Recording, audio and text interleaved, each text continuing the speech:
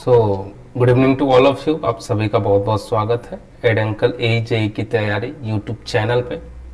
तो जैसा हम लोगों ने देखा कि building material and concrete technology के सब्जेक्ट को हम लोग कंप्लीट कर रहे हैं, जिसमें सीमेंट चैप्टर भी हो गया, कंक्रीट के अंदर कवर कर रहे हैं हम लोग।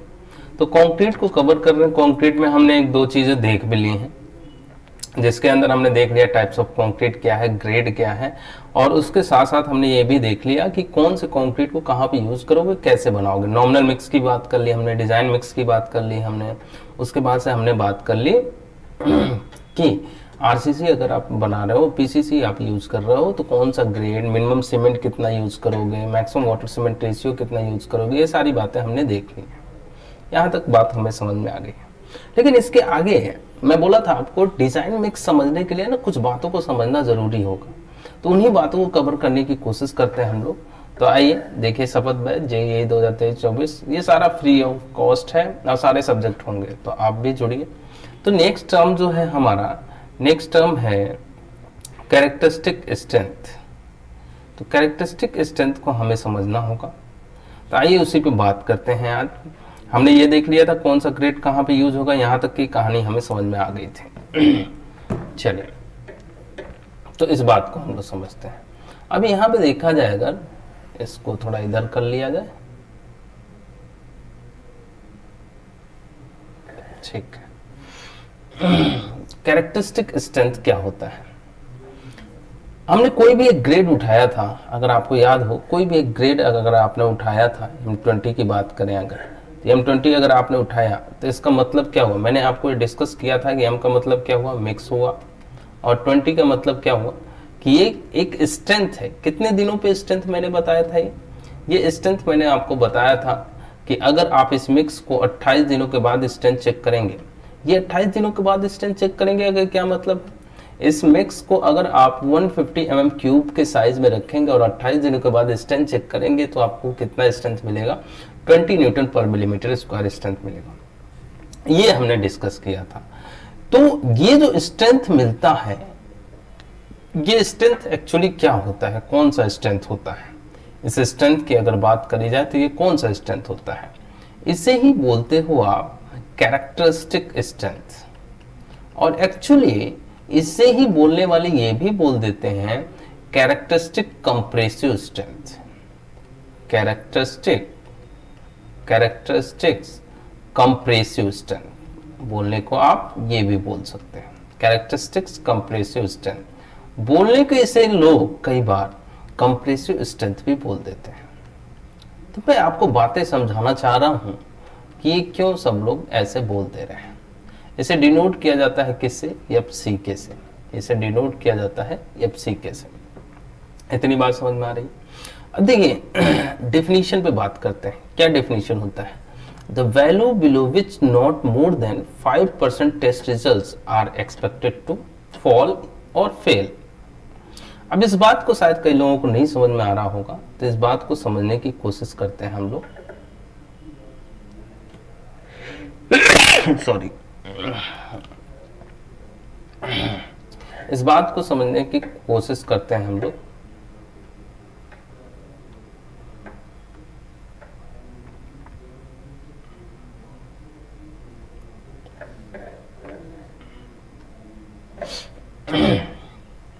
जैसे मान लीजिए आपने स्पेसिमेन लिया, स्पेसिमेन ले रहा हूं मैं 100।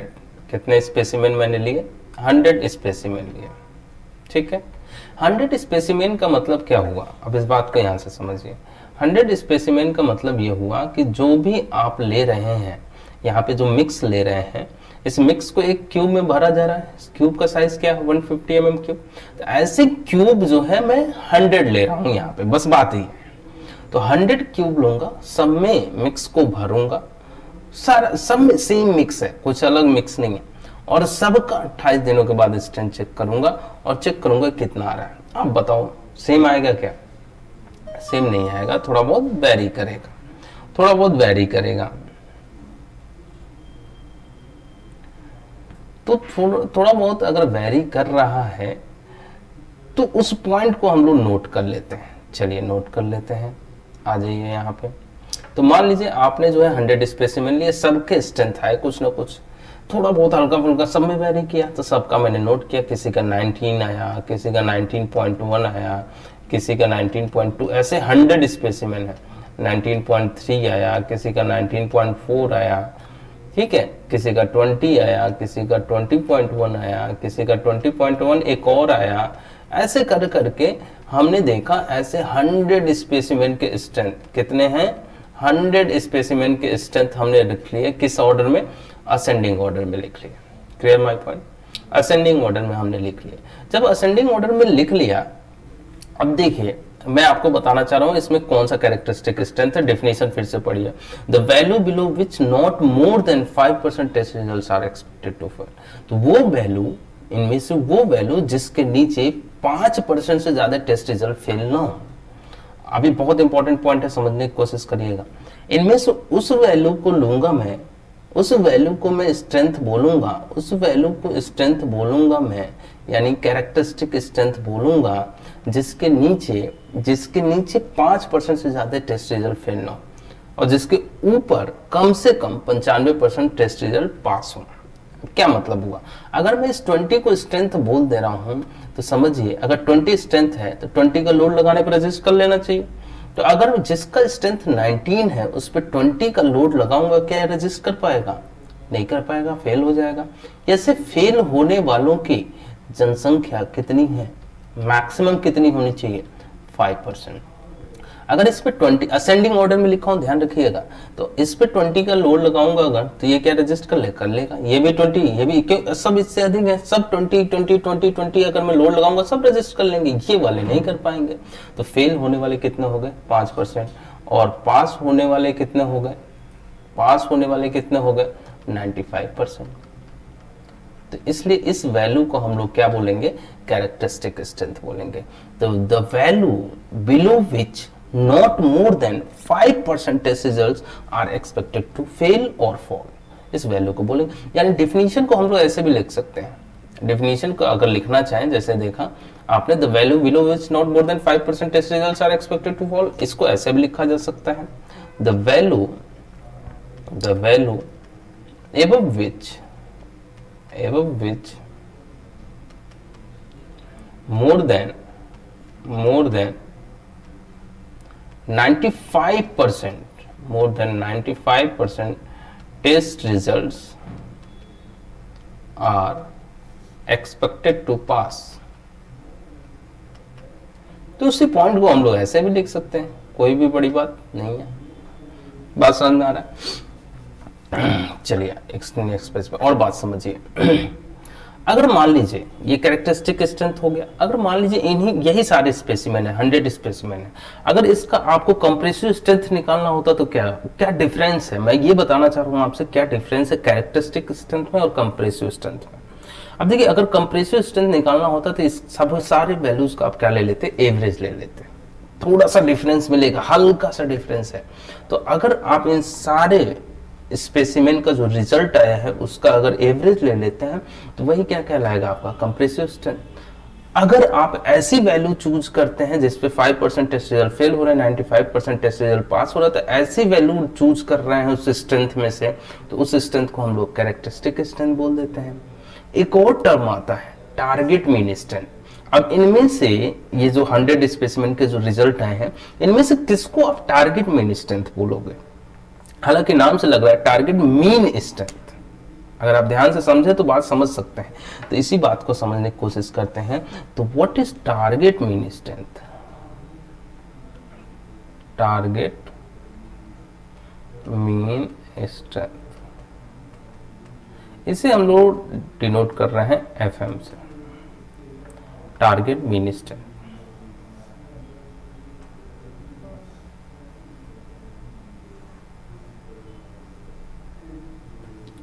ठीक है, तो टारगेट मीन स्ट्रेंथ, इन्हीं सारे वैल्यूज में से उन वैल्यूज को आप बोलोगे टारगेट मीन स्ट्रेंथ जिससे 50% टेस्ट रिजल्ट क्या हो रहा है, फेल हो रहा है, 50% टेस्ट रिजल्ट क्या हो रहा है, पास हो रहा है, यानी बीच वाली वैल्यू को बोलोगे।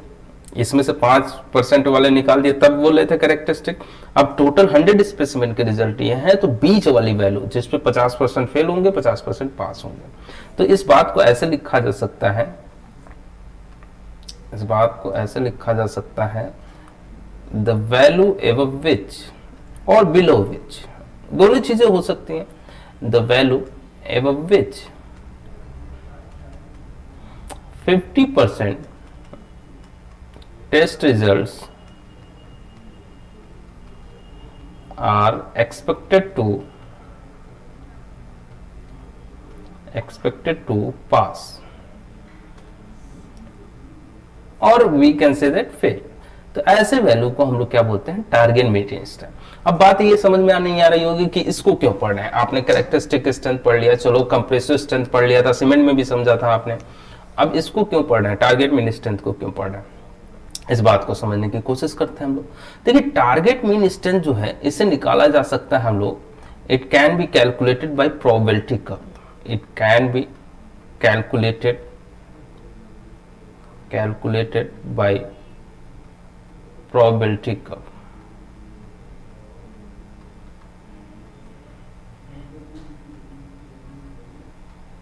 ठीक है, अब इस बात को समझते हैं हम लोग कैसे प्रोबेबिलिटी कर्व से इसे बनाएंगे। चलिए, तो प्रोबेबिलिटी कर्व की बात करी जा रही है, ठीक है, इस बात को समझने की कोशिश करते हैं हम लोग। ये रहा आपका प्रोबेबिलिटी कर्व,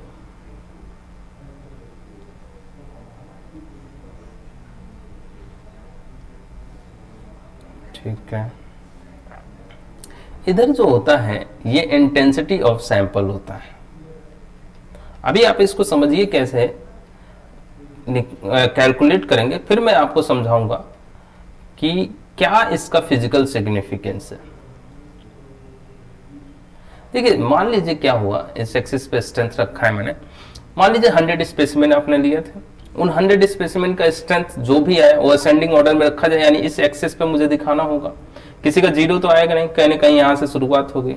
चलिए ठीक है, 1 आया, 2 आया, 3 आया, 4 आया, 5 आया, ऐसे करके मैंने क्या किया, 100 स्पेसिमेन के स्ट्रेंथ इस एक्सिस पे दिखा दिए। ठीक, अब एक बात बताइए मुझे, किसको आप बोलोगे कैरेक्टरिस्टिक स्ट्रेंथ। यहाँ 5% यानी ये कहीं यहाँ आएगा, ठीक है, तो इसको मैंने क्या नाम दे दिया, कैरेक्टरिस्टिक स्ट्रेंथ। ठीक, ये टोटल 100 है यहाँ तक। अब यहाँ कहीं बीच में जो आएगा वो वैल्यू जिसपे 50% टेस्ट रिजल्ट फेल हो रहा है, 50% टेस्ट रिजल्ट पास हो रहा है, इसे क्या बोलना है आपको, टारगेट मीन स्ट्रेंथ। ठीक है, अब target mean strength characteristic strength के हेल्प से पता किया जाएगा, क्योंकि कैरेक्टरिस्टिक स्ट्रेंथ तो हर एक ग्रेड का आपको पता रहता है। M20 का कैरेक्टरिस्टिक स्ट्रेंथ कितना है, 20, तो इसके मदद से हम लोग टारगेट मीन स्ट्रेंथ यहाँ पे पता करते हैं। तो ये इंटेंसिटी ऑफ सैंपल है इस एक्सिस पे, और इस एक्सिस पे क्या है, स्ट्रेंथ है। तो अगर मैं एक्चुअली प्रोबेबिलिटी कब होता है, इसको पूरा एक एरिया मानूं, यूनिटी मानूं, तो कुछ इस तरीके से अगर मैं दिखाऊं, अब थोड़ा सा एरिया प्रॉपर ना बन पाया हो तो बात अलग है, लेकिन फिर से एक बार और ट्राई करते हैं हम लोग।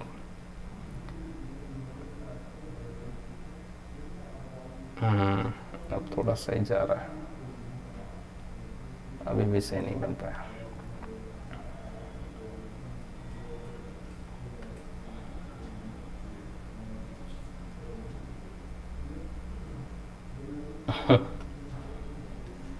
चलो अब जैसा भी बना एडजस्ट करो, ये बीच में आएगा। ये पूरा एरिया क्या है, यूनिटी है। तो अगर बोला जाए तो ये इधर का एरिया 50% होगा, इधर का एरिया 50% होगा, और इधर का एरिया कितना होगा, 50% होगा, ऐसे बोल सकते हैं। या फिर मैं अगर ये एरिया बोलूं, ये एरिया अगर मैं बोलूं तो ये एरिया कितना है, 5% होगा, ये 5% होगा। कैरेक्टरिस्टिक स्ट्रेंथ किस पे आता है, 5% पे, और ये टोटल एरिया जो बचा हुआ एरिया है वो कितना होगा, 95% होगा। इस तरीके से भी दिखा सकते हैं हम लोग। तो अब जो है कैसे पता किया जाता है, ये एफसीके आपको पता चल गया। एफएम अगर आपको पता करना है तो ये डिस्टेंस पता होना चाहिए, एफएम पता चल जाएगा। तो यहां से कैसे पता करते हैं, ये IS 456 के अकॉर्डिंग जो दिया गया है, ये 1.65 सिग्मा दिया गया है। बात समझे आप, तो ये 1.65 सिग्मा दिया गया है। अगर आपको एफएम पता करना है, यानी टारगेट मीन स्ट्रेंथ पता करना है, तो क्या हो जाएगा, एफसीके वहां तक तो है ही, उसमें क्या ऐड कर दीजिए, ये वाला डिस्टेंस ऐड कर दीजिए। ये वाला डिस्टेंस क्या है, 1.65 सिग्मा है। ये हो गया आपका क्या, टारगेट मीन स्ट्रेंथ। बात समझे। अब यहां से क्या कर सकते हैं आप, यहां से देखिए एफसी क्या है, कैरेक्टरिस्टिक स्ट्रेंथ है, अच्छे से समझ में आ रहा है। सिग्मा नहीं समझ में आ रहा है, सिग्मा समझ लेते हैं। वेयर ये सारी जो वैल्यू आएगी वो न्यूटन पर मिलीमीटर स्क्वायर में आएगी। Where sigma is standard deviation, standard deviation, ठीक है। अब इस स्टैंडर्ड डेविएशन की वैल्यू आईएस कोड के अकॉर्डिंग कितनी होती है, इस बात को समझ लेते हैं हम लोग। तो इस बात को समझें अगर, तो इसको नेक्स्ट पेज पे समझते हैं एक्चुअली। तो सिग्मा की वैल्यू, स्टैंडर्ड डेविएशन की वैल्यू डिपेंड करेगी कौन सा ग्रेड ले रहे हैं आप। जैसे 10 एंड 15 ग्रेड अगर आप लेंगे तब अलग होगा, 20 एंड 25 ग्रेड लेंगे, ये सब IS 456 के अकॉर्डिंग बता रहा हूं मैं। 30 या 30 से ज्यादा का ग्रेड होगा तब अलग होगा। कितना होगा, 3.5 न्यूटन पर मिलीमीटर स्क्वायर लेते हैं इस केस में, 3.5, 4 न्यूटन पर मिलीमीटर स्क्वायर लेते हैं इस केस में, ठीक है। और इस केस में कितना लेते हो आप, 5 न्यूटन पर मिलीमीटर स्क्वायर लेते हो। ध्यान रखिएगा ये जो वैल्यू मैं आपको स्टैंडर्ड डेविएशन की बता रहा हूं, ये कब बता रहा हूं, जब साइट पे प्रॉपर तरीके से काम हो रहा है, क्वालिटी कंट्रोल्ड है प्रॉपर तरीके से। इसको मैं नोट के फॉर्म में एक बात बताना चाह रहा हूं, if the quality control, if the quality control, quality control का मतलब समझ रहे हैं, प्रॉपर तरीके से जो भी इंग्रेडिएंट यूज करो ढंग से यूज कर रहे हो। If the quality control at site is not maintained, अगर मेंटेन नहीं हो रहा है तो उस कंडीशन में मेंटेन, उस कंडीशन में स्टैंडर्ड डेविएशन की वैल्यू बढ़ा ली जाती है। देन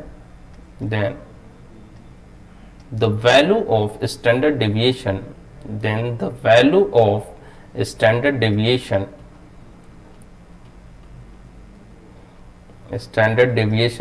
should be increased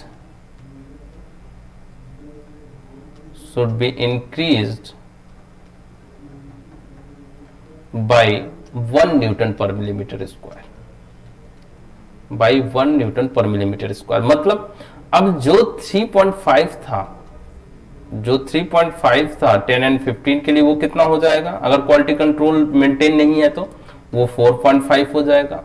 अगर 20 एंड 25 ग्रेड के लिए कितना यूज कर रहे थे आप, 4 यूज कर रहे थे, तो अब कितना हो जाएगा, 5 हो जाएगा। 30 के लिए कितना यूज कर रहे थे, 5, तो अब कितना हो जाएगा, 6। यानी 1 न्यूटन पर मिलीमीटर स्क्वायर के द्वारा बढ़ा लिया जाएगा। कब, जब साइड पे क्वालिटी कंट्रोल मेंटेन नहीं है तब। समझ में आ गया कैसे पता करोगे टारगेट मीन स्ट्रेंथ। अब इस बात को समझो कि टारगेट मीन स्ट्रेंथ क्यों निकाल रहे हो। अब फिर से दूसरे नामों पे जाओ, देखो टारगेट मीन स्ट्रेंथ, टारगेट पे ध्यान दो, यानी ये एक टारगेट स्ट्रेंथ है। टारगेट स्ट्रेंथ है मतलब कैरेक्टरिस्टिक स्ट्रेंथ तो समझ में आ रहा है सर, टारगेट क्या स्ट्रेंथ क्या बोलना चाह रहे हैं। देखिए अगर आप देखें, एक और पेज लेते हैं और एक एग्जांपल लेते हैं, एक एग्जांपल लेते हैं। जैसे अगर मैं बोलूं आपसे कि for M25 grade find target mean strength, तो आप पता कर लोगे, कहोगे कि यस सर पता कर लेंगे। टारगेट मीन स्ट्रेंथ क्या होता है, FC के प्लस 1.65 सिग्मा, ठीक। अब सिग्मा जो है स्टैंडर्ड डेविएशन है, 25 ग्रेड के लिए कितना यूज होता है, यहां से देख लो 4 होता है। जब साइड पे क्वालिटी कंट्रोल मेंटेन है, जनरली यही लेके चलना है आपको। एफसीके की वैल्यू यहाँ पे क्या होगा, 25 आपने नोट कर दिया, प्लस 1.65 सिग्मा, सिग्मा की वैल्यू कितनी लेंगे आप, सिग्मा की वैल्यू 4 लेंगे, 4 यहाँ से ले लिया आपने, 4 न्यूटन पर मिलीमीटर स्क्वायर। इसको सॉल्व कर लेंगे, कितना आ गया, 31.6 न्यूटन पर मिलीमीटर स्क्वायर आ जाएगा। बात समझिए, अगर मैं कोई ग्रेड लिया, मैं बोला आपसे कि एक ग्रेड मुझे डिजाइन करके दे दो, ग्रेड डिजाइन करके दे दो मतलब क्या है, सीमेंट कितना, वाटर कितना, कोर्सिफायर, सारी चीजें बता दो मुझे, इतना स्ट्रेंथ मुझे चाहिए, इतना स्ट्रेंथ चाहिए मतलब क्या हुआ, 25 न्यूटन पर मिलीमीटर स्क्वायर का स्ट्रेंथ चाहिए उनको। तो जब आप डिजाइन करने जाओगे तो आपका जो टारगेट होगा वो 25 नहीं होना चाहिए, वो जो टारगेट होगा इससे थोड़ा सा बढ़ा के होना चाहिए। बढ़ा के होना चाहिए तो कितना होना चाहिए, 31.6 न्यूटन पर मिलीमीटर स्क्वायर होना चाहिए। यानी आप टारगेट रखोगे स्ट्रेंथ लाने का 31.6 न्यूटन पर मिलीमीटर स्क्वायर, तब जाकर के आप अचीव कितना करोगे, 25 अचीव करोगे। आपके एग्जाम में भी अगर क्वालिफाइंग मार्क्स 50% है तो आपका टारगेट 50% नहीं होना चाहिए ना, ज्यादा होना चाहिए। 70% टारगेट मान के चलोगे तब जाकर के शायद 50% तक आ जाए। अगर आता भी है उससे ज्यादा ही आ रहा है तो कोई दिक्कत भी नहीं है हमारे लिए। यही सेम सिनेरियो यहाँ पे भी है। अगर 25 से ज्यादा आ रहा है तो हमें कोई प्रॉब्लम भी नहीं, स्ट्रेंथ ही तो है और अच्छी बात है। तो इस बात का ध्यान रखा जाता है। ठीक है, आप समझ में आ गया टारगेट में। तो हम लोग टारगेट मिनी स्ट्रेंथ को डिजाइन पॉइंट ऑफ व्यू से यूज कर लेते हैं। बाकी कैरेक्टरिस्टिक स्ट्रेंथ क्या है, कंप्रेसिव स्ट्रेंथ क्या है, टारगेट मिनी स्ट्रेंथ क्या है, ये बातें मैंने आपको बता दी। क्लियर है, कोई डाउट? चलिए, डेफिनेशन वगैरह सब प्रॉपर ध्यान रखिएगा। छोटी छोटी चीजें होती हैं जहां से क्वेश्चन मिलेगा आपको। एक बात और समझ लें हम लोग, अगर आप कंक्रीट ले रहे हैं तो मुझे बताइए, मॉडुलस ऑफ इलास्टिसिटी की बात कर लेते हैं। मॉडुलस ऑफ इलास्टिसिटी क्या कितनी होती है कंक्रीट की? Modulus of elasticity of concrete, अगर आपसे मैं पूछूं कंक्रीट, एक मिनट, अगर मैं आपसे पूछूं कि स्टील के लिए कितनी होती है तो बता दोगे आप? स्टील के लिए तुरंत बता दोगे, 2 × 10⁵ न्यूटन पर मिलीमीटर स्क्वायर। अब मैं कंक्रीट के लिए पूछ रहा हूं, कंक्रीट का फिक्स नहीं होता है, ये डिपेंड करता है grade pay. Grade pay depend करता है, मतलब मॉडुलस ऑफ इलास्टिसिटी की अगर बात करूं तो ये किस पे डिपेंड करता है, ग्रेड पे। तो क्या होता है फॉर्मूला, 5000 रूट FC के, फिर ये कोड के अकॉर्डिंग दिया गया है। कोड आपको चीजें आसान बना करके दे देता है, नहीं तो इतनी आसानी से फॉर्मूले में पुट करके नहीं निकाल पाओगे, आपको पता करना पड़ेगा। बहुत सारे टेस्ट भी हैं, टेस्ट एक आएगा, मैं बताऊंगा भी, इसी चैप्टर में आएगा, लास्ट में बताऊंगा भी, जिससे स्ट्रेंथ भी पता करेंगे और मॉडुलस ऑफ इलास्टिसिटी भी पता करेंगे। तो ये चीज है। अभी ये 5000 रूट FC के किसी भी ग्रेड का पता करना है, पता चल जाएगा। FC के क्या है, कैरेक्टरिस्टिक स्ट्रेंथ है। तो ये क्या हुआ कि ये हमारा कोड जो है 2000 या 2013 के अकॉर्डिंग है। अगर आप पुराना कोड उठाओगे तो ये फॉर्मूला भी शायद आपको मिल जाएगा, इसलिए बता दे रहे हैं हम लोग कि अगर मिले तो कंफ्यूज मत होना, ये पुराने कोड के अकॉर्डिंग है, 1978 के अकॉर्डिंग। अच्छा, ये जो आपने निकाला है ना, ये शॉर्ट टर्म पे निकाला है आपने, चाहे नीचे वाला फॉर्मूला चाहे ऊपर वाला, बस वो तो कोड का फर्क है। यानी मॉडुलस ऑफ इलास्टिसिटी डिपेंड करता है कि कब आप कैलकुलेट कर रहे हो, तुरंत या कुछ दिनों बाद, तो वैल्यू चेंज हो जाता है। अगर मैं लॉन्ग टर्म पे बात करूं, ये शॉर्ट टर्म पे था, अगर मैं लॉन्ग टर्म पे बात करूं ना, तब मॉडुलस ऑफ इलास्टिसिटी जो है वो अलग तरीके से निकलेगा। कैसे निकलेगा? तब मॉडुलस ऑफ इलास्टिसिटी जो होगा वो होगा 5000 रूट FC के अपॉन 1 प्लस थीटा। यहाँ FC के आपको पता है ही, थीटा बस बताना है मुझे। थीटा जो होता है वो क्या होता है, क्रीप कोफिशिएंट होता है। थीटा जो होता है क्रीप कोफिशिएंट होता है, और इसकी वैल्यू अगर देखी जाए तो इसे बोल सकते हैं क्रीप स्ट्रेन, इसे बोल सकते हैं क्रीप स्ट्रेन अपॉन, इसे बोला जा सकता है elastic strain. Elastic strain actually क्या होता है ना कि ये क्रीप पे डिपेंड करने लग जाएगा, जैसे इसकी वैल्यू भी बताई गई है। वैल्यू अगर आप देखें तो इसकी वैल्यू मैं आपको दिखा दूं, अगले पेज पे दिखा देता हूं। ये जो मॉडुलस ऑफ इलास्टिसिटी की जो वैल्यू है, ये थीटा की जो वैल्यू है, थीटा की वैल्यू लेते हैं, ये डिपेंड करेगा कि आप कितने दिनों पे निकाल रहे हैं, कितने दिनों पे निकाल रहे हैं। जैसे अगर मैं बोलूं आपसे 7 डेज पे या 28 डेज पे या फिर 1 साल पे, ये 3 टाइम दिए गए हैं कोड के अकॉर्डिंग, यही याद भी रखने हैं आपको।